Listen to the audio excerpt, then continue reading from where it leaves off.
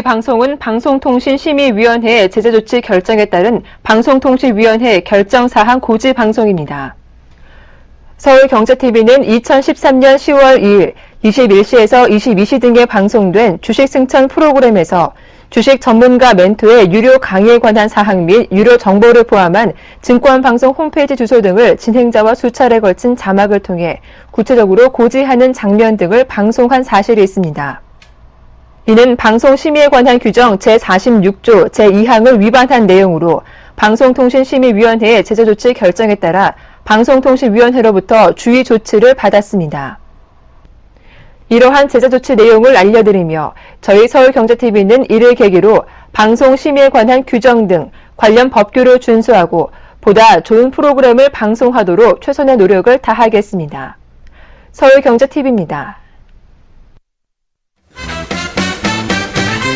네, 시청자 여러분 안녕하십니까. 주식승천 어제의 아주 2013년을 마무리 잡다라면 오늘 특집 예고해드렸죠. 2013년도 헬로우 준비를 해야 될 시간인 것 같습니다.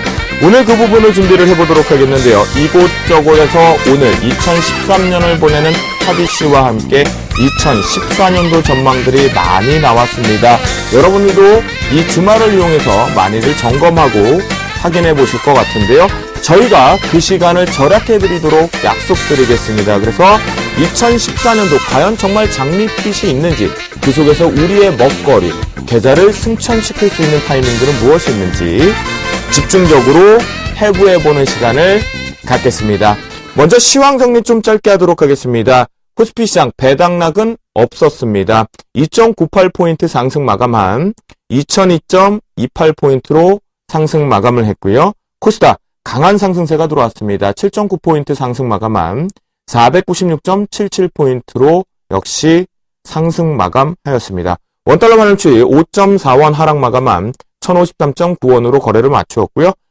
선물 시장 역시도 강한 상승세 쪽으로 마감하는 모습입니다. 자, 짧게 시황 정리를 좀 했습니다. 그래도 다행히 폐장일을 앞두고 나서 금요일날 강한 모습에서 긍정이었겠고요. 오늘은 특별한 날입니다. 그만큼 이 주식 승천에 일명 잘 나가는 일진들이 뭉쳤습니다. 김용준 멘토, 이효열 멘토, 최명성 멘토와 함께 하셨고요. 내년도, 올해는 여러분들이 2013년도에 뵙지 못했습니다. 그런데 2014년도에 보게 되는 바로 오세기 멘토 네 분이 함께 오셨습니다. 안녕하십니까? 안녕하십니까? 네, 안녕하세요. 네, 반갑습니다. 자, 2013년도는 마무리들을 잘하고 계시는지 궁금합니다. 먼저, 우리가 오세기 멘토한테 얘기 먼저 좀 들어보는데, 보석 같은 분, 내년에 서울경제를 휘어잡을 수도 있다는 설까지 좀 많이 들었거든요. 오세기 멘토 처음 뵙습니다. 반갑습니다. 네, 시청자분들한테 인사도 좀 해주시죠. 네, 안녕하십니까. 오세기 멘토입니다. 자, 2013년이 이제 제자리에 그러면서 지금 개걸음을 하고 있는데요. 제가 아마 서울경제TV에 와야지만 이제 오를 것 같습니다. 내년에는 네. 아마 크게 오르지 않겠냐 생각이 되고요. 자, 그 길을 제가 내년에는 여러분의 멘토로서 충실히 임무를 다하면서 끌고 나가겠습니다. 내년 한번 기대해 보시기 바랍니다. 예. 옆에 계시는 분들 박수까지 쳐주고 저도 박수를 좀 칠게요. 반갑게 맞이하겠습니다. 하지만 주식승천에 막내로 오셨습니다. 네, 그렇게 말씀을 드리겠고요.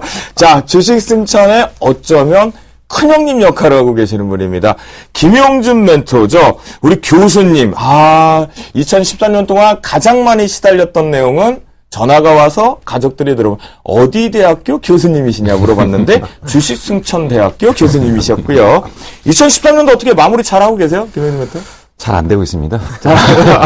네. 그래요. 알겠습니다. 잘 안 된다. 예. 짧게 했는데. 그래도 오늘 그래도 좀. 그렇죠. 네. 그러니까 이제 오늘 상황이 좀 괜찮긴 했는데, 사실 이제 워낙 그동안 좀 안 좋았죠. 그동안 워낙 안 좋았는데, 이제 가장 중요한 부분이 뭐냐면 결국은 이제 선제시장은 결국은 강하게 상승을 함에도 불구하고, 이머징 마켓은 지금 현재 선제시장을 못 따라가는 디커플링이 확산되고 있는데, 결국 이거에 지금 깔려있는 바탕이 지금 제일 문제가 되는 게 이제 환율 흐름입니다. 결국 이제 환율이 오늘도 이제 5.4원 내려서 이제 1,050원대. 결국은 원화는 강세, 엔화는 약세. 결국 그러다 보니까 국내 어떤 수출 기업들의 환경들은 굉장히 안 좋아지는 상태이고요. 결국 그러다 보니까 결국 이제 최종적으로 보면은 국내의 어떤 이익 의 상당 부분을 일본에 반납해야 되는, 아니면 미국에 반납해야 되는, 유럽에 반납해야 되는 이러한 상황들이 되다 보니까 국가 그 경기 체질 자체는 좀 상당히 안 좋아지고 있다라고 좀 볼 수가 있습니다. 결국 이 부분을 어떻게 풀어서 결국 나갈 거냐가 이제 제일 중요한 부분인데, 결국 환율 부분에 대한 부분이 좀 해소가 되면서 나머지 부분들이 좀 잘 된다면 뭐 장은 새롭게 변화가 좀 되지 않을까 생각이 됩니다. 2013년도 마무리 잘하셨으니까 못했다라고 하셔놓고 2014년도 전망을 미리 살짝 주셨는데요. 희망의 불씨가 보였던 것 같습니다. 자, 그러면요. 이효열 멘토, 2013년도 어떻게 보낸 한 해 같으세요? 네, 아주 정말 김영주 멘토님께서 좋은 지적을 해주셨고요. 정말 저도 증시를 오래 겪었는데 정말 올해처럼 디커플링이 심한 해는 정말 처음이었어요. 인정합니다. 정말로 심했고요. 또 코스피하고 코스닥도 정말 편차가 심했거든요. 정말 차별화가 심한 한 해였고 투자자 여러분들이 투자하시기 정말 힘든 한 해가 아니었나 생각이 됩니다. 다만 이제 이런 여러 가지 악재를 특히나 뭐 양적 완화라든지 뭐 이런 부분들이 이제 어느 정도 해소가 좀 됐고요. 물론 이제 엔저라는 부분이 복병으로 남아 있습니다만 이런 부분들이 어느 정도 반영이 좀 됐다라고 본다면 내년은 정말 희망찬 한 해가 되지 않을까 이렇게 생각합니다. 그래요, 맞아요. 2013년도가 정말 힘들었다면 갈 길 못 갔다. 2014년도는 가야겠죠. 그것이 대한민국의 힘입니다. 국내 증시 힘이길 바라겠고요. 최명성 멘토 2013년도 어떻게 보내셨어요? 저는 우리 MC님, 김도영 MC님 때문에 잘 보낸 것 같고요.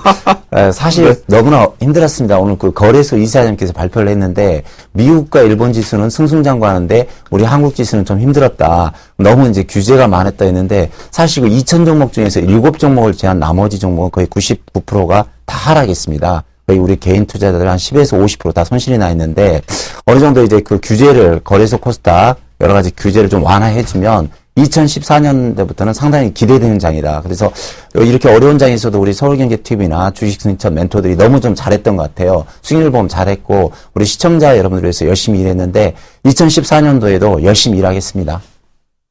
네, 그래요. 알겠습니다. 자, 최명수 멘토는요, 우리 거래소 이사장님의 표현을 빌어서 좀 언급을 해 주셨습니다. 자, 그럼요. 본격적으로 이제 시작을 한번 해보도록 하겠는데요. 네 분 모두 다 2014년도 희망의 불씨를 당겨주셨습니다. 그러면요, 오늘 여러분들이 많이 접한 것 중에 하나, 그리고 주말에 많이 접하실 내용들이 뭐 있죠? 바로 2014년도 종합지수의 예상 밴드입니다.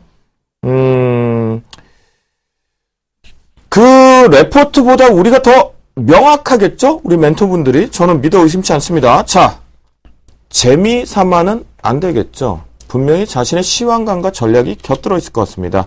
김용준 멘토부터 해서, 자, 여러분들 1번, 2번, 3번, 4번입니다. 여러분들 배팅을 하시기 바랍니다. 그리고 결과는 2014년도 폐장일 특집 때 주쌤이 하겠습니다. 네. 김용준 멘토. 예. 자, 2014년도 코스피 지수 예상 밴드 한번 들어볼까요? 예, 1980에서 2300입니다. 1980에서 2300이요. 근데 여기서 이제 중요한 게요. 보통 이제 올라가면서, 지나가면서 계속 올라가는 게 아니고요. 앞부분에서 강하게 올라가고 꺾일 것 같습니다. 예. 그러니까 상반기 상승의 랠리가 좀 강할 예, 것이다. 예. 그래요? 왜 그러냐면, 네. 지금 이제 이미 나타나는 게 이제 테이퍼링이 시작됐잖아요. 네. 테이퍼링이 시작됐는데 2015년도에는 미국이 금리 인상이 가능할 것 같습니다. 그러면 유동성 흡수 정책이 하반기에 나타난다면 상당히 장은 어려질 거고요. 그러니까 상반기에 강하고 하반기에 약한 이런 흐름이 나올 것 같습니다. 네, 이럴 때 주쌤이 가끔 이렇게 유식한 표현 하나 쓰겠습니다. 상고하절하는 표현에 우리 김용준 멘토 1번 후보의 의견과 밴드였습니다. 자, 2번 후보입니다. 오세기 멘토 예상 밴드 한번 들어볼까요? 네, 1950에서 2300입니다. 1950에서 2300이라고 얘기를 해주셨거든요. 이유, 근거 한번 짧게 들어보겠습니다. 자, 2014년에 2013년보다 경기라든지 여러 면에서 수급에서 좋으라고 생각이 됩니다. 그래서 저는 상저하고로 보고 있습니다. 왜냐하면 부동산 시장이 하반기에 좋아지면서 구조조정도 잘 되고 우리나라 입장에서는 오히려 하반기에 오히려 미국이라든지 선진국과 디커플링이 나오면서 오히려 더 좋아지지 않겠냐 그렇게 생각이 됩니다. 예. 일상적인 측면에서 우리나라의 경제 상황들을 봤을 때 제가 써야 될 멘트를 써주셨습니다. 상저하고. 지금 벌써 1번 후보와 2번 후보가 차별이 정확하게 극명히 갈렸습니다. 여러분들. 잘 들어보시고요. 자, 이제 3번 후보입니다. 우리 이효열 멘토의 예상 밴드 근거 들어볼까요? 네, 1900에서 2200입니다. 1900에서 2200이요. 네. 일단은 뭐 증시가 약간은 뭐 흔들릴 수 있는 요소들이 있을 것 같습니다. 엔저 현상이라든가 또 지정학적 리스크라든가 이런 부분이 좀 부각이 된다라 그러면 뭐 하방은 한 1900 정도로 보고요. 상방을 뭐 2300 정도로도 잡아주셨는데 저는 한 2200 정도로 잡았습니다. 과거의 고점 부분이었던 2200선의 저항이 좀 심할 거라고 생각이 좀 들고요. 전체적으로는 경기 회복에 대한 기대감과 또 여전히 변수들이 좀 작용하면서 박스권의 흐름을 보이지만 다소간은 좀 밴드를 좀 상향하는 그런 정도로 해서 1900에서 2200으로 말씀을 드리겠습니다. 네, 유열 멘토의 의견도 저희가 좀 들어봤는데요. 이 연말에 가면서 2013년도를 보내고 있는데 가장 외모적으로 일치월장에서 좀 더 변화가 되고 있는 게 이효열 멘토입니다. 머리 스타일이며 안경도 너무 어울리고요. 자, 최명성 멘토의 코스피 예상 밴드와 이유 들어보겠습니다. 4번 후보입니다.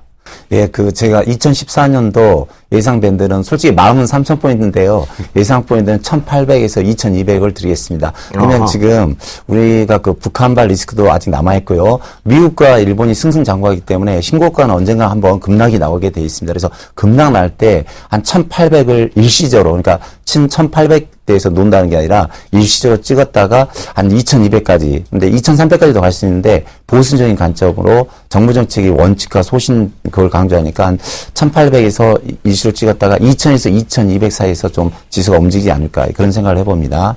네, 여러분들 지금 잘 접하셨죠? 1번 후보부터 4번 후보까지 전체 그림을 보면 1,800포인트에서 상당 가장 꼭지는 2,300포인트인 것 같습니다. 그래서 여러분들 1번, 2번, 3번, 4번 후보와 함께 멘토링 하실 분들은요. 지금부터 적어놓고 같이 대응해 보시면 좋을 것 같겠습니다. 저희가 분명히 말씀 좀 드렸으니까요. 여러분들 잘 전략을 세우시면 좋겠고요. 자, 이제 본격적으로 여러분들이 가장 궁금해하시는 2014년도 내 계좌의 수익률에서 내가 1등이 될 수 있는 가장 큰 지름길 저희가 잡아드린다라고 했죠. 수익률뿐만이 아니라 어떤 업종을 봐야 되고 어떤 종목을 탑픽으로 봐야 되는지 중요할 것 같은데요. 그래서 준비했습니다. 2014년도 유망 업종 지금부터 공개합니다.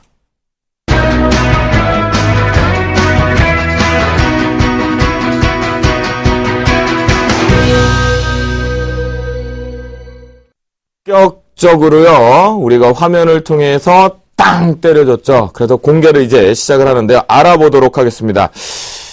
저희가요. 하나씩 살펴볼 건데요. 화면으로 준비하겠습니다. 만나볼까요? 이거 뭐죠? 오호, 월드컵. 그죠? 축구공이 좀 있고요.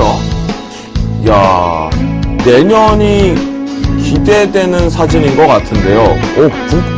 궁금합니다. 축구.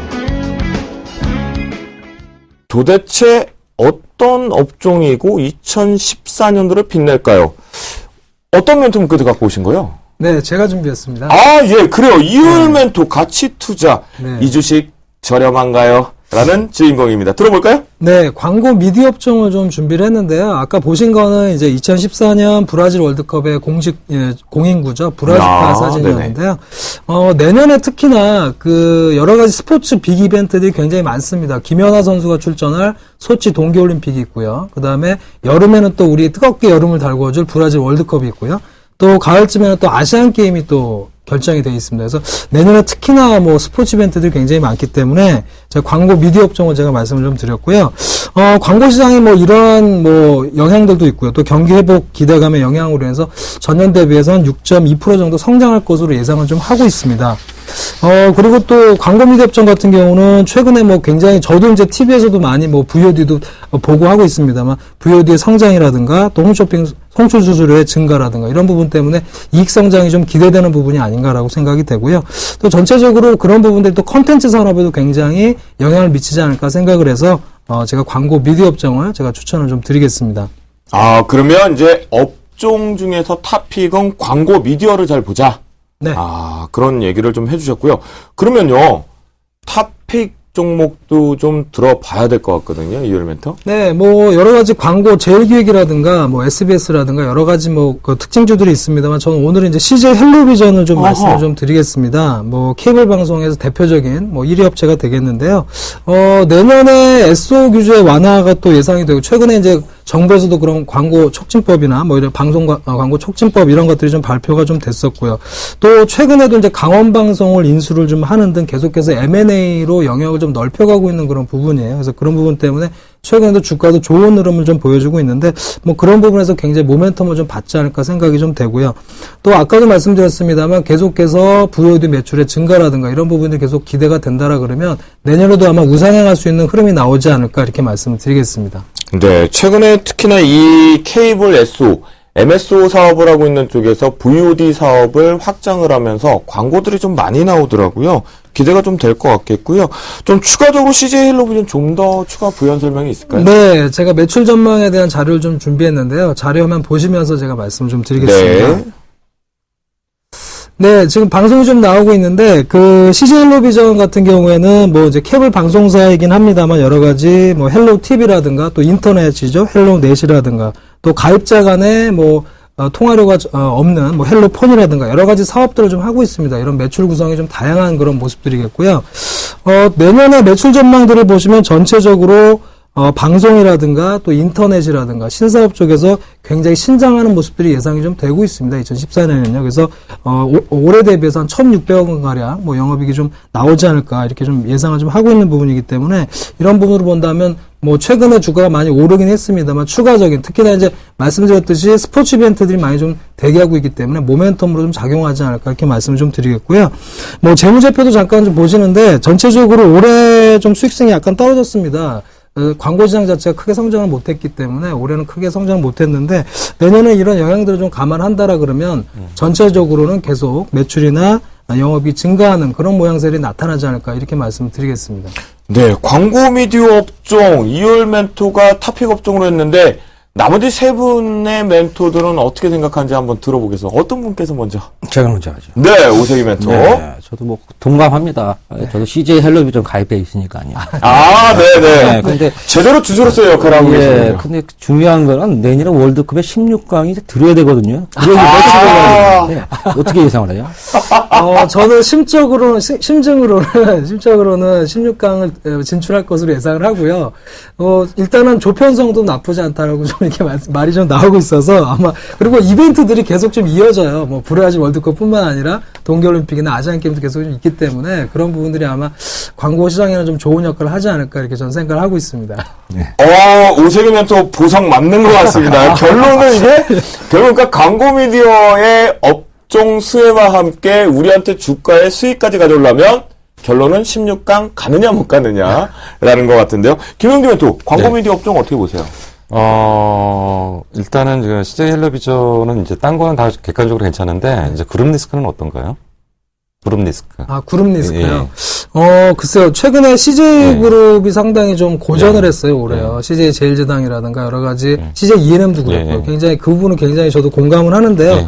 충분히 이제 어느 정도는 그 그룹 리스크가 반영이 좀 됐다고 저는 생각을 하고요. 저도 사실 제 포트에 CJ라는 종목이 있습니다. 그래서 굉장히 우량한 종목들은 사실 가지를 못했는데 그런 부분들은 좀 기반영되지 않았나 좀 생각이 됩니다. 제 생각에는. 그러니까 이제 그 CJ가 이제 그 오너의 리스크도 있었고, 네네. 그리고 이제 그 각계 여러 가지 문제들도 있었죠. 요즘에 좀 CJ E&M인가요? 네네네. 뭐 사전에 그 실적 오픈해가지고 문제가 됐다고. 네. 이제 그런 부분들이 전체적으로 그룹 이미지를 좀 많이 손상시켰던 것 같아요. 근데 나머지 내용들에 대해서는 그렇고, 그리고 이제 광고 미디어 쪽도 그렇지만은 뭐 더불어서 내년에 보면 디스플레이 쪽도 괜찮지 않을까요? 네, 예. 맞습니다. 내년에 뭐 UHD TV도 있고요. 네. 네, 공부합니다. 네.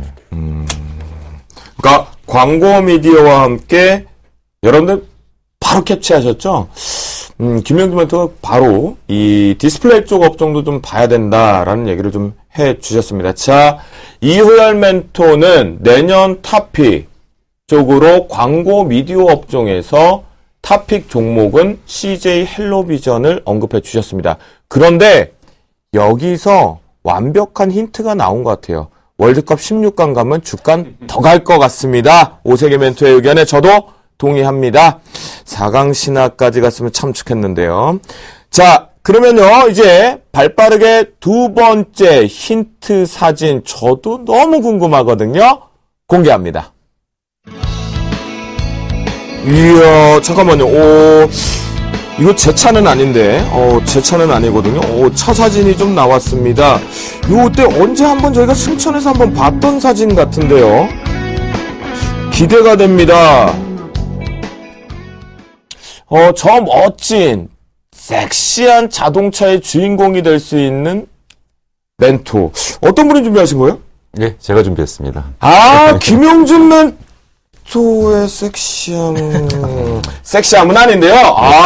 멋집니다. 충분히 타실 만한, 소유자이신 것 같은데요. 네. 들어볼까요, 김용준 멘토? 차값이 좀 비싸요. 한 7만 불 정도 하거든요. 와. 7만 불 정도 하고 테슬라입니다, 저게. 예. 그때 얘기하셨던 그 예. 테슬라인데, 저게 이제 그 제로백이라고 그러죠. 네. 제로에서 100km까지 가는데 4초 정도? 스포츠카 못지 예. 않네요. 그리고 이제 전기차임에도 불구하고 최고 빨리 달리면 250km까지 달린대요. 오. 그리고 한 번 충전으로 300km까지 갈 수 있고요. 그러니까 현존하는 전기차 중에 최고 전기차라고 일단 말씀드렸는데, 저게 좀 문제가 좀 발생이 됐죠. 왜냐하면 그 배터리를 장착하다 보니까 정상적으로 달릴 때는 문제가 없었는데 부딪히게 되면은 폭발 위험이 나오는 거죠. 네네. 리튬 이온 전지이기 때문에. 아하. 예. 근데 이제 제가 말씀드리려고 하는 건 전기차 쪽의 방향은 아니고요. 저는 2차 전지를 얘기하고 싶습니다. 제가 이제 항상 강조했던 게 그거죠. 그러니까 성장이라는 것은 상업화가 전제가 되지 않는 미래는 없다. 그렇기 때문에 상업화가 분명히 전제가 돼야지 미래가 있다는 얘기를 했고, 그게 성장이라는 단어를 사용을 했던 거죠. 근데 내년에 충분히 2차 전지 쪽이 성장이라는 단어를 붙일 수가 있을 것 같습니다. 사실 뭐 지금까지는 2차 전지라는 게 이제 결국 핸드폰에 2차 전지를 팔아먹는 게 거의 전부였다라고 한다면, 이제 분명한 게 지금 이제 소형 전지 쪽에서 이제 중대형 전지 쪽으로 지금 넘어가는 과정이고요. 제가 분명히 그때 설명을 드렸었죠. 뭐라고 설명드렸냐면, 스마트폰 6,000개를 붙여야지 전기차 한 대가 나온다. 그러면 전기차 10,000대만 팔면은 6천만 대가 나가는 거죠. 삼성전자 이익 넘어설 수도 있겠네요. 네. 그래서 이제 소형 전지가 이제 중대형으로 넘어갈 때는 이 시장 규모나 볼륨이 달라진다는 얘기를 했던 거고. 네. 그리고 이제 또 한 가지는 테슬라는 사실은 어찌 보면은 벤처기업 같은 분위기를 좀 갖고 있었죠. 근데 이제 내연차들, 그러니까 내연차들 쪽에서 이제 BMW나 아니면 그 벤츠 같은 경우도 내년에 한 2만 대 정도로 목표로 준비를 하고 있습니다. 그러면 이제 테슬라가 분기당 한 10,000대 정도 팔면은 이제 지금까지 분기당 한 5,000대 정도 팔았는데 분기당 10,000대 정도를 팔면은 4분기면 한 4만 대 정도 나갈 거고요. 그리고 이제 BMW 그리고 이제 벤츠가 거의 다 이제 그 정도 급으로 가려고 이제 준비를 한다면 내년에 이제 중대형 시장이 확실하게 열린다라고 일단 볼 수가 있고요. 그리고 또 하나가 이제 ESS입니다. 전력 저장 장치인데, 네. 전력 저장 장치라는 건 분명히 지금 우리나라가 모두 지금 현재 겨울에도 이제 전력의 문제가 되죠. 우리나라가 하루에 발전할 수 있는 와트 수가 이제 8,400만 와트라고 그러던데, 지금 이제 8,000만 와트가 거의 진입해서 400만 와트 공간이 있을 때부터 이제 경보가 들어오는데, 지금 잘못 계산하면 한 100메가와트까지 지금 들어올 수 있다고 합니다. 그렇기 때문에 이런 부분들을 줄이려면은 결국은 에너지 저장 장치를 폭넓게 해서 에너지가 가장 많이 쓸 때 좀 그러니까 적게 쓸 때 좀 저장을 해놨다가 많이 쓸 때 방출하는 이런 구조로 가야 되기 때문에 ESS 시장도 굉장히 큰 규모로 열린다. 그래서 실질적으로 이러한 부분들이 시장이 이미 개척되고 있다. 그래서 제가 분명히 말씀드렸던 게 상업화가 전제가 된 미래. 그러니까 그 전기차 쪽의 대부분, 그리고 소형 전지가 중대형으로 넘어가는 과정, 그리고 ESS가 전제가 된 상태에서 이미 대형 발주가 나오는 상태에서의 2차 전지의 시장은 이미 열리고 있다. 그렇기 때문에 이런 부분은 상업화가 전제가 된 미래가 있는 내년을 확실하게 바라볼 수 있다. 2014년도를. 그래서 이렇게 본다면 확실한 성장 산업이라고 볼 수 있고요. 뭐 이렇다면은 내년에 가장 기대가 되는 쪽의 업종 중에 하나가 아닌가 생각이 듭니다. 네, 그렇군요. 김용준 멘토의 사진을 보니까 우리가 전기차 쪽으로 집중되는 것 같았지만 그 내실을 한번 꺼내보니까 2차 전지 쪽이 집중적으로 언급을 좀 해주셨거든요. 그러면 2차 전지의 탑픽 종목도 들어봐야겠죠? 예, 삼성 SDI입니다. 어허. 예. 내가 사실 대형주 별로 안 좋아하잖아요. 네, 그러니까요. 근데 삼성 SDI가 나왔어요. 좀 의외요. 무난하잖아요. 이제 핵심 종목은 좀 나중에 또 나가고, 네. 비교적 무난하잖아요. 여기서 한마디 또 주쌤이 한번 어록을 하나 해서 그게 답니까? 삼성 SDI. 오늘은 여기가 답니다. 아, 예, 알겠습니다. 아, 제가 이길 수가 없습니다. 자, 그러면 삼성 SDI에 대해서 또는 2차 전지와 함께 확장세로 전기차, 산업 개화도 사실은 좀 궁금하거든요. 우세기 멘토, 어떻게 네. 바라보시나요? 저도 공감을 합니다. 2차 전지가 앞으로는 굉장히 좋아질 거라고 보는데, 예전에 LED가 생각이 납니다. LED가 2007년, 8년도 상당히 좋다고 했지만, 실질적으로 수익이 나지 않았거든요. 어허, 네. 그래서 거품을 내다가 급락이 들어왔단 말이죠. 2차 전지도 아직은 조금 수익이 나기 좀 어려운 구조입니다. 따라서 물론 이제 2014년에 거품이 많이 끼긴 끼겠지만은 급등락이 좀 조심해야 되지 않겠냐, 저는 그렇게 생각을 합니다. 아, 급등락을 조심해야 된다라고 해주셨습니다. 그러면 급등락을 잡아내는 멘토가 여기 출연해 계십니다. 최명수 멘토, 토스 받아주시죠. 아, 예. 급등락이 예상된다고 하는데 어떻게 매매해야 될까요? 우리가 뭐랄까 급등하기 직전에 잡아서 네. 급락하기 직전에 팔면 되겠죠. 네, 아, 정말 진짜 잠깐만요. 제가 그 부분은 잠깐만 좀 설명을 드릴게요. 예. 네네. 그러니까 사실 이제 LED의 최고 환기가 이제 2011년도 1사분기를 최고 환기로 해서 급격하게 꺾였죠. 근데 이제 그 당시에 LED는 정부 정책의 수혜를 갖고서 컸던 건데, 사실은 유럽의 그 경기가 꺾이거나 이럴 때에 따라서 전체적으로 LED에 대한 지원책들이 못 나와서 꺾인 거거든요. 네. 근데 사실 LED는 지금 개화하고 있어요. 개화하고 있는데 어떤 부분에서 개화를 하고 있냐면, LED라는 게 두 가지로 가는 겁니다. 이제 조명 쪽하고 패키징 쪽으로 가는데, 그렇죠. 패키징 쪽은 그때 IT 말씀해 쪽으로 가는 거고, 네. 이제 조명 쪽으로 가는데, 조명 쪽은 이미 폭발적으로 성장을 하고 있고, 내년에 2배 정도 성장을 하고 있어요. 그러니까 실질적으로 개화를 하고 있는 거고요. 그리고 이제 2차 전지 쪽에서 이제 ESS 쪽 같은 경우는 이미 대규모 발주가 나오고 있어요. 유럽 쪽이나 이런 쪽에서 지금 태양광이 가기 전에 태양광이나 신재생 에너지가 가려면 가장 문제가 되는 게 뭐냐면 전류가 고르지 않다는 거죠. 전류가 고르지 않기 때문에 일단 저장을 했다가 이거를 전류로 바꿔주는 과정들이 ESS에서 지금 발주가 나오고 있는 단계고요. 그리고 이미 전기차 자체가 테슬라를 기준으로 해서 엄청나게 폭발적인 지금 발주가 나오고 있거든요. 그렇기 때문에 이게 미래만 갖고 가는 게 아니라 이미 상업화가 되고 있다는 거죠, 전제가. 전 좀 궁금한 게 네. 있는데요. 이제 사실상 그 코스닥에서 그 2차 전지 전기차에 2년 전에 좀 폭발적으로 한 몇 종목이 3배, 4배 다 상승하다가 없어진 회사도 있거든요. 근데 우리 소비자들은 전기차가 나온다지 사실 뭐 현대차, 기아차에서 이렇게 폭발적으로 나온 거 없는데 그러니까 미국은 테슬라가 현재 이제 나오고 있지만 우리나라 형편에서는 뭔가 2014년, 2015년 있겠지만 언제부터나 좀 상용화가 우리 그 시민들이 느끼기에 전기차가 직접 굴러다닌다. 언제부터나 상용화 좀 될 것 근데 같습니다. 이제 그게 문제가요. 네. 우리나라가 지금 전기차에 대한 투자를 안 했어요. 그래서 사실은 전기차의 수준은 지금 중국보다 떨어지고 있습니다. 그러니까 지금 현대차가 로열티를 주는 것들이 싫으니까 바로 수소차로 가려고 그러는 거죠. 근데 실질적으로 다른 나라들은 많이 상용화가 돼 있거든요. 그리고 이제 우리나라 같은 경우는 이제 제가 말씀드린 건 전기차가 아니고 2차 전지고 2차 전지에서 정확하게 지금 개화하고 있는 부분은 뭐냐면 소재 쪽으로 가는 거죠. 음극물질, 양극물질, 분리막, 전해질 이런 쪽으로 지금 개화가 되고 있는 중이죠. 그러니까 사실은 전기차의 그 완성된 쪽에 2차 전지를 가는 게 아니라 전기차의 소재 쪽으로 가는 거죠, 지금. 우선적으로는. 방향이. 그래서 이제 앞부분에서 한번 크게 움직였던 게 테슬라를 중심으로 한번 움직였다가 이제 실질적으로 이 숫자들이 지금 나오려고 하는 단계이고 나오고 있는 업체들이 있는 거고요. 그러면 그 속에서 우리가 옥석 가리기를 분명히 해야 될 것 같겠고요. 그 옥석 바구니는 다른 분이 안 하십니다. 네. 김용준 멘토가 분명히 해 주실 거니까요. 여러분들 믿어보시고 2014년도 2차 전지와 함께 전기차 소재까지 살펴보시면 좋을 것 같겠고요.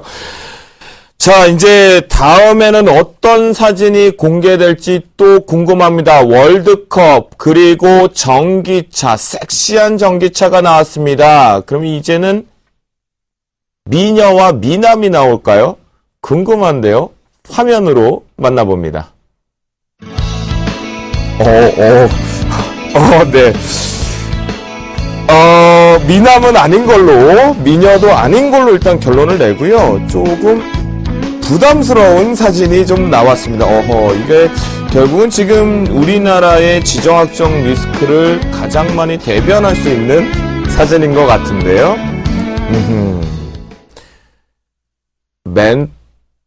멘토분이 어떤 멘토분께서 이 사진을 준비하셨는지 궁금하거든요. 제가 가지고 나왔는데. 최명성 멘토요. 최근에 참 우리가 이 북한 리스크가 너무 많아요.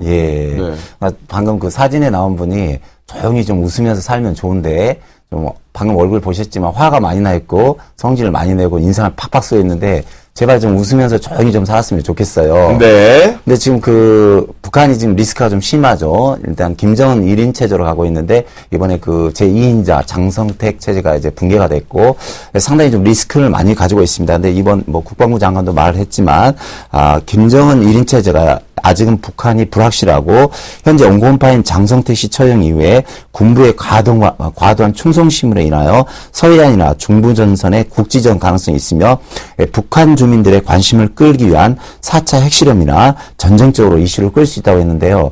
사실 가장 저도 이제 걱정되는 게 뭐냐면 김정은 씨가 26살 때 그 정권을 잡았어요. 근데 이제 원래 나이가 20대, 30대가 불같은 나이 아닙니까? 열정적이고 한 번은 폭발할 수 있는 그런 나이인데 좀 제발 좀 조용히 좀 살았으면 좋겠어요. 근데 이제 북한이 사실 장성택 씨가 뒤에서 온건하게 견제를 잘 했는데 장성택 씨가 없어지고 나서 김정은 1인체는 사실 불안합니다. 그래서 내년에 2014년대 전망 상당히 우리나라도 밝고 좋은데 저분이 좀 조용히 좀 살았으면 좋겠어요. 그래서 저는 이제 우리나라에 방산주가 있는데, 김정은 체제가 좀 평화롭게 온건하게 가면 좋은데 조금 불확실할 때는 우리나라 좀 방산주가 움직일 수 있다. 그래서 저는 이제 방산주에 대해서 종목을 한 가지 소개해드리려고 가지고 나왔습니다. 네, 그래요. 최명수 멘토 얘기를 좀 들어보니까요. 최근에 우리나라의 정치적인 불확실성도 있는 데다가 더하기 또 북한발 지정학적 리스크. 우리나라가 전 세계 유일무이한 부분이겠죠. 그런 이 불확실성, 외국인들이 제일 싫어하는 불확실성인 것 같은데요. 최명수 멘토는 방산주를 탑픽 업종으로 2014년도 4계좌를 승천하는 방법 중에 하나로 업종을 선택해 주셨는데요. 탑픽 종목도 한번 들어볼까요? 예, 탑픽 종목은 스페코입니다. 이제 방산주 하면 삼성테크인, 스페코, 빅텍, 퍼스텍 등이 있는데요. 스페코가 가장 우리 시청자들이 좋아하는 급등주, 급등급락 이렇게 좀 이렇게 빨리 상승하는 그런 면이 있습니다. 근데 스페코는 이제 방산업체 중 상당히 각광받는 업체인데요. 방위산업, 건설업체, 풍력산업, 환경설비 등 우리나라에 특히 돈이 되는 사업만을 좀 골라서 하고 있는데요. 현재 재무제표는 상당히 좋습니다. 3년 연속 매출도 좋고 영업이익도 좋고 유별도 300%인데 스페코 하면 생각나는 게 안전기라는 게 있거든요. 그래서 우리나라가 이제 이지스함도 3척을 더 국방부에서 건조하기로 했는데 모든 배에는 스페코의 안전기가 들어갑니다. 그러니까 안전기가 뭐냐면 해군 군함이라든가 유조선이라든가 유람선이 바다를 갈 때 파도에서 좀 흔들립니다. 이렇게 막 흔들리는데 그걸 안전하게 잡아주는 역할을 하는데 안전기인데 네. 안전기가 이제 스페코에서 만드는 안전기가 거의 부착이 됩니다. 그래서 항상 북한과 불안할 때 특히 요즘 또 중국과 일본 또 일본의 아베 총리가 상당히 좀 정신 나간 짓을 많이 하는데 우경화 역할을 많이 하거든요. 그래서 좀 중국과 일본이 좀 불안합니다. 사실 지금 조용히 있을 뿐인데 오늘도 외교 분쟁 엄청 많이 나왔죠? 네.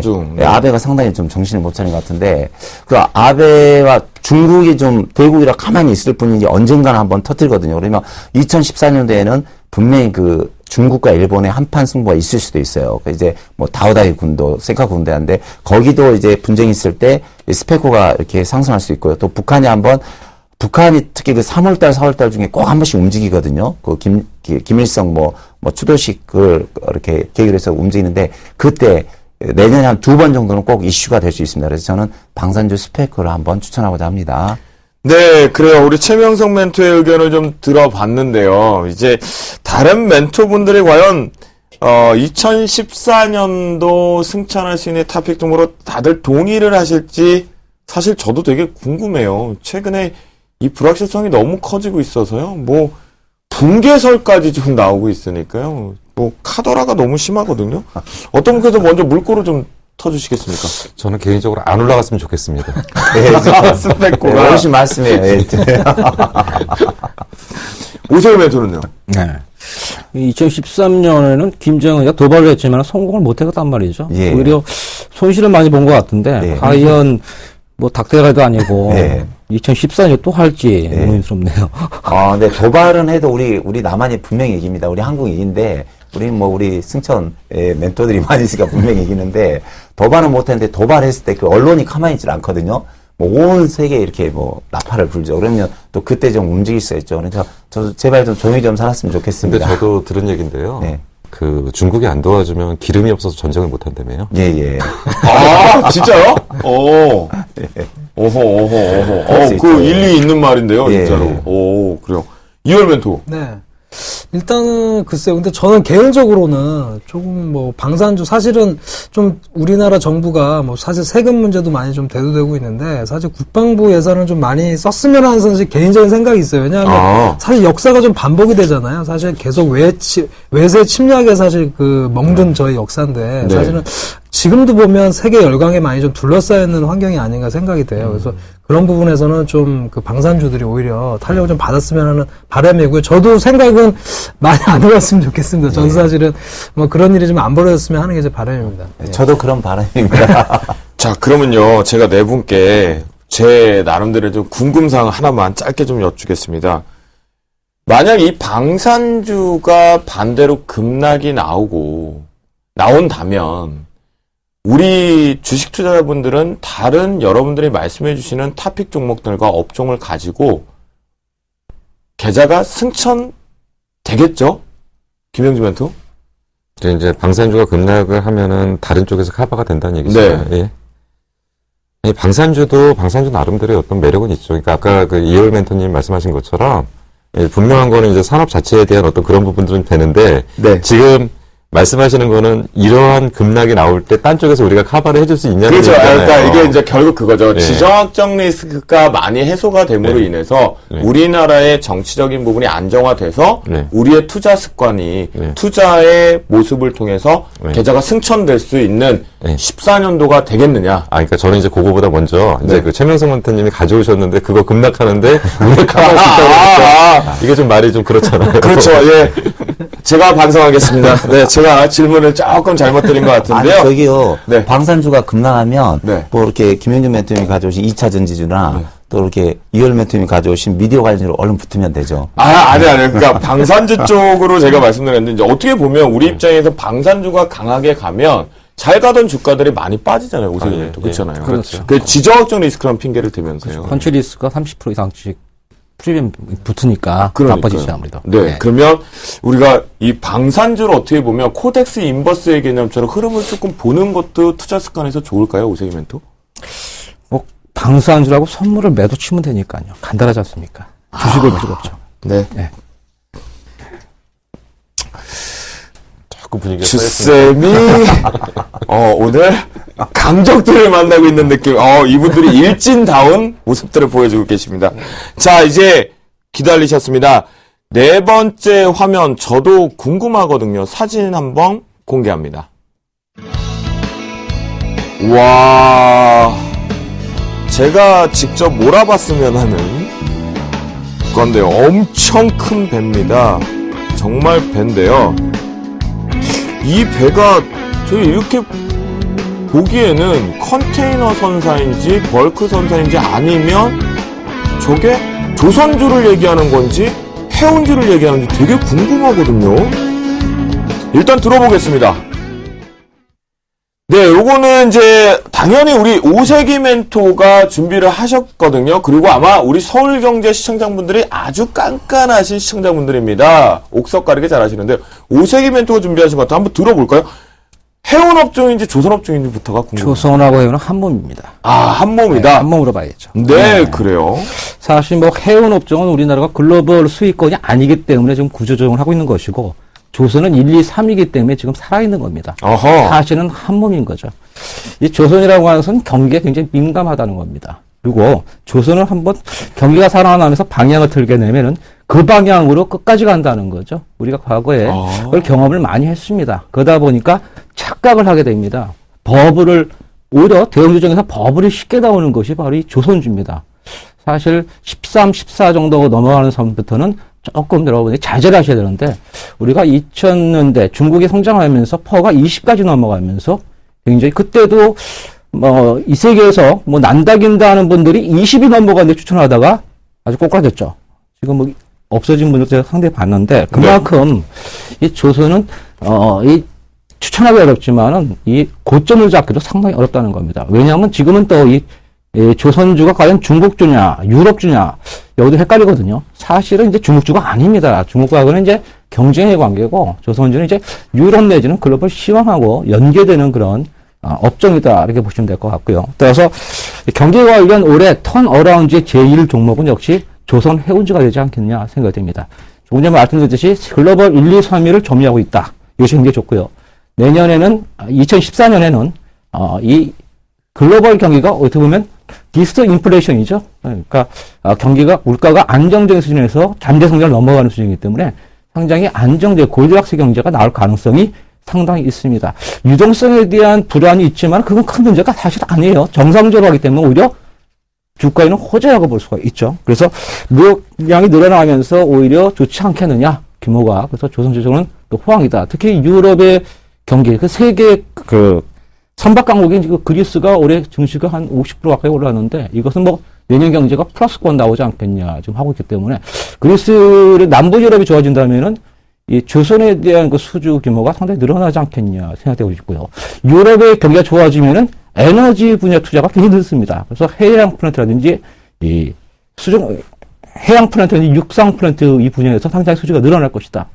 그리고 조선은 일단은 뭐 기저 효과가 좀 있죠. 2013년에는 벌써 연초 대비 뭐 35에서 60% 정도까지 이제 줄였는데 수주를 거의 그 목표를 다 했습니다. 그리고 내년 2014년 같은 경우는 수주 목표가 상당히 늘어날 것이고 또 13%에서 15% 정도는 늘어난다고 보기 때문에 기저 효과 그리고 무역량 증가 그리고 남부 유럽의 수주 증가 이런 걸 비춰본다면은 조선업종을 향후 굉장히 좋다 이렇게 볼 수가 있겠습니다. 네, 그렇군요.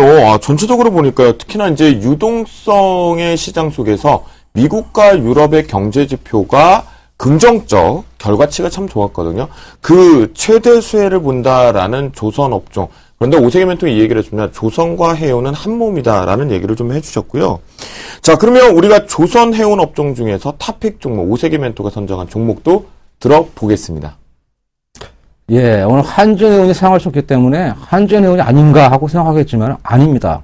왜냐하면은 탑픽 종목은 안정되고 한번 추세가 나오면 끝까지 밀고 나오는 그런 종목이 굉장히 좋거든요. 그래서 가장 비싼 종목, 가장 1등인 종목을 선정하는 것이 좋습니다. 그래서 현대중공업이죠. 이 종목은 망할 위험이 당장에 없죠. 그리고 가지고 있으면 분명히 오를 수 있는 종목이다. 경기만 보면 되는 겁니다. 그래서 현대중공업은 경기가 좀 무조건 올라갈 것이다. 그래서 세계 1위 업체인 현대중업이 올해 그 수준 목표가 238억 달러인데 지금 벌써 243억 달러를 기록하면서 넘어섰고요. 그리고 2013년 4분기 지금 실적이 전년 대비 500%가 좀 늘어났습니다. 그리고 영업이익률도 1.9% 정도 개선됐고 2014년에는 특히 말씀드린 대로 해양, 플랜트라든지 친환경 선박에서 상당히 강점을 보일 것으로 예상되고 있습니다. 그리고 2014년 수주가 2013년 대비 한 13%에서 15% 정도 늘어날 것을 보기 때문에 가장 또 좋은 것은 기술적으로 본다면은 21선과 5주선, 26주선, 5개월선 이 선들을 지금 안착하는 모습을 보여주고 있고요. 특히 60개월 선인 27만 원을 만약에 돌파된다면은 5년 연봉이 돌파되면서 35만 원대 그 이상도 아마 크게 좀 나가지 않겠냐 개인적으로 생각합니다. 네, 그래 오세기 멘토의 조선 업종, 조선 해운의 업종이 내년 2014년도 탑픽 종목으로 선정이 좀 된 것 같겠고요. 그 중에서도 탑픽 종목으로는 현대중공업입니다.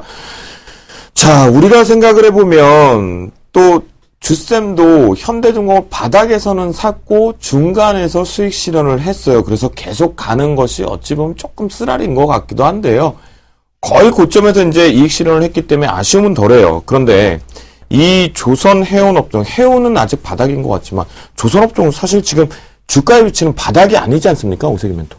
그렇죠. 일단은 뭐 1단계 상승은 좀 한다고 봐야죠. 근데 우리 일반인들이 항상 얘기하는 게 뭐냐면 바닥에서 사면 안 돼요, 사실. 바닥에 사는 습관을 가지면 크게 못 먹습니다. 네. 반타 치다가. 그래서 좀 무릎에 사가지고 가져가면 좋지 않겠냐 생각이 듭니다. 제가 좀 말씀을 드릴게요. 네. 예, 그 해운하고 조선을 경기를 이제 보면은 결국 해운은 선가가 올라가야지 주가가 올라가는 거고 조선은 이제 수주량이 증가를 해야 되는 거겠죠. 근데 이제 사실은 이제 조선 쪽, 해운 쪽, 조선 쪽에서 지금 키워드가 두 가지입니다. 한 가지는 에코10이고요. 그리고 또 한 가지는 해양 플랜트 쪽이죠. 근데 해양 플랜트는 워낙 좋았어요. 계속 좋았거든요. 그 얘기 강조하셨죠, 예. 2014년도에. 근데 이제 문제가 됐던 부분이 뭐냐면 상선 부분이 문제가 됐던 거고, 상선 부분에서 이제 이것이 경기가 좋아서 대규모 발주가 나온 것이 아니라 친환경, 그러니까 우리 연비라고 하죠. 네네네. 자동차 연비처럼 똑같은 게 고효율 연비. 그 오래된 그 조선주를, 그러니까 오래된 배를 쓰면은 이게 프로펠러 한 바퀴 돌아가는데 5,000원이라며요. 이게 한 바퀴 돌아가는데 5,000원이랍니다. 네. 근데 결국은 새 배를 만들면 그만큼 비용을 탕감할 수 있고 있으니까. 고정비를 줄일 수 있는 거군요. 그러니까 경기가 좋아서가 아니고 그것 때문에 발주가 대규모로 쏟아진 거거든요. 근데 사실 에코십의 최대 수혜주는 뭐냐면 현대 미포조선이죠. 그렇죠. 최고 에코십은. 수혜주는. 네네. 에코십의 최고 수혜주는 그렇고 해양 플랜트는 삼성중공업이고요. 그리고 현대중공업이 올라왔던 건 뭐 때문에 올라왔냐면 포스트 브릭스 인덱스 펀드 때문에 올라온 거죠. 아하. 걔네들이 시가총액을 잘라 들어왔기 때문에. 그렇다면 과연 이제 어느 쪽이 정말 이걸 경기로 봐야 되느냐 종목으로 봐야 되느냐 이 부분이 좀 궁금합니다.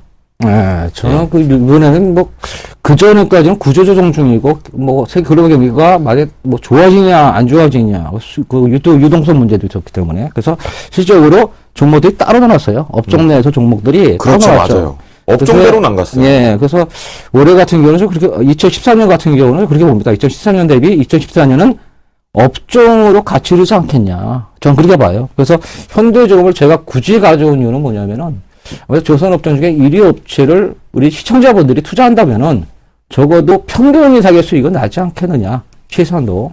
그래서 현대중공업이 제일 낫다. 이렇게 지금 생각이 됩니다. 네, 그래요. 알겠습니다. 두 분의 조금 다른 시각과 함께 그 구체적인 시각도 좀 들어봤고요. 그럼 이제 여기서 또 하나 짚고 넘어가야죠. 이월 멘토? 네. 준비되셨죠? 네. 조선해운 쌉니까? 저도 사실은 이제 삼성중공업을 제가 추천을 34,000원대부터 드려서 사실 45,000원까지 목표까지 도달을 했거든요. 네네. 그리고 이제 다시 좀 크게 빠졌었는데 저도 지금 그 MC님하고 조금 그런 비슷한 좀 의견이에요. 그러니까 사실 올해 많이 올랐는데 충분히 선반영이 좀 됐던 부분도 있거든요. 특히 이제 외국인 투자자들 같은 경우도 충분히 매수를 했다 다시 이제 되파는 그런 형태들을 좀 보여줬었는데 과연 이런 선반영 부분들과 수급적인 측면에서 과연 추가적인 상승이 가능할지 아마 투자자 여러분들 굉장히 궁금하실 부분인 것 같아요. 어떻게 생각하시는지. 저는 그 수급에서 좀 찾고 싶어요. 일단은 121선 정도에서 이번에 현대중공업이 지지가 좀 됐다고 보거든요. 그래서 우리나라 그 주식도 좀 1950불에 지지가 됐고, 그리고 미국의 S&P도 120을 지지하고 지금 급상승이 나왔습니다. 그래서 현대중공업도 이번에 120을 지지를 하고 있고, 경기 측면도 그렇고, 그렇게 본다면은 이게 높으냐 안 높으냐는 일봉상의 문제고, 과거 이름상 본다면은 제가 보기엔 지금이 적정 주가가 아니겠는가 이렇게 생각이 됩니다. 네. 네, 알겠습니다. 우리가 조선 해운업종까지 5세기 멘토의 2014년도 탑픽 업종과 종목 현대중공업으로 살펴보았고요.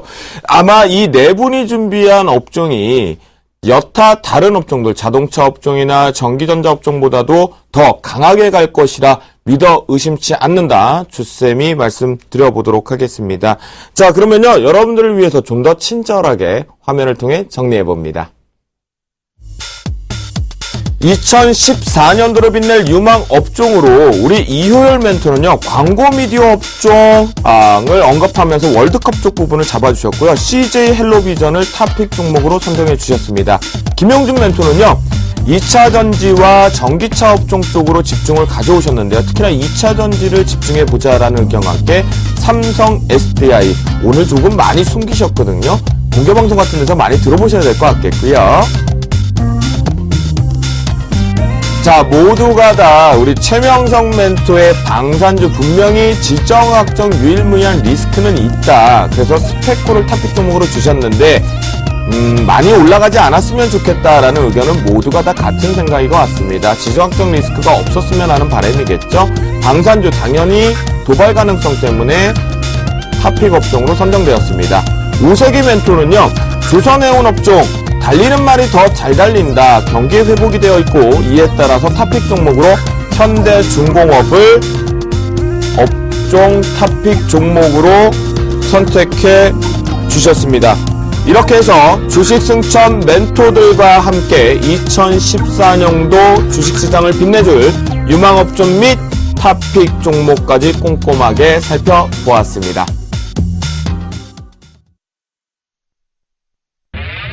검색창에 샘플러스를 입력하시고 전문가 방송에 접속하시면 서울경제TV 특급 전문가들이 여러분의 포트폴리오와 수익률을 책임집니다. 주식 투자 샘플러스와 함께 하십시오. 자, 이제 오늘장 좋았습니다. 우리 멘토분들의 성적표, 포트폴리오 확인하러 갑니다. 운영 원칙입니다. 저희가 제3 매수가에서는 플러스 마이너스 3% 밴드 적용해서 저가 편입 시도됩니다. 양순모 멘토의 포트폴리오입니다. 대우조선해양 2%의 상승세가 들어오면서 플러스 수익률로 전환되면서 보유 의견 주셨습니다. 정동 멘토의 포트폴리오입니다. GST 1.85% 상승 마감하면서 7.8%의 수익률을 기록합니다.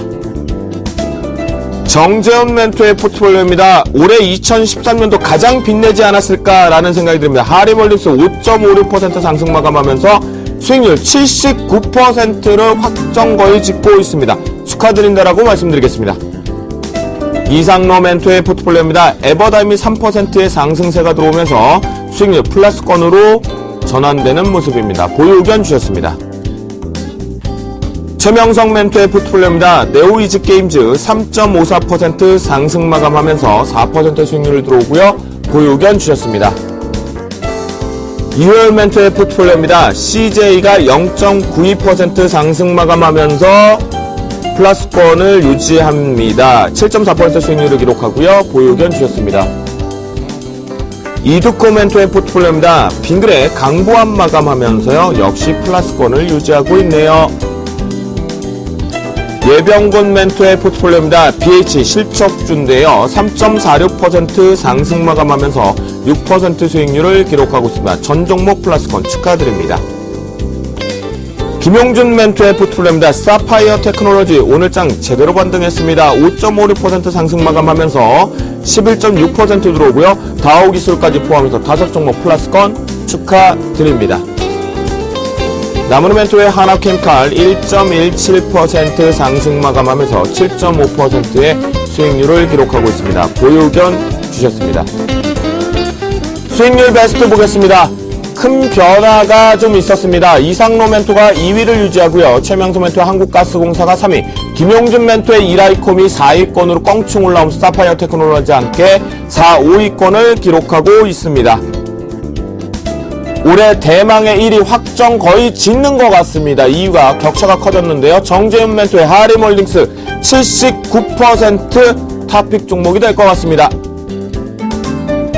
명예의 전당에는 아직까지도 나홀로 외로의 예병군 멘토의 성우전자가 24.2%로 금메달로 나홀로 계십니다.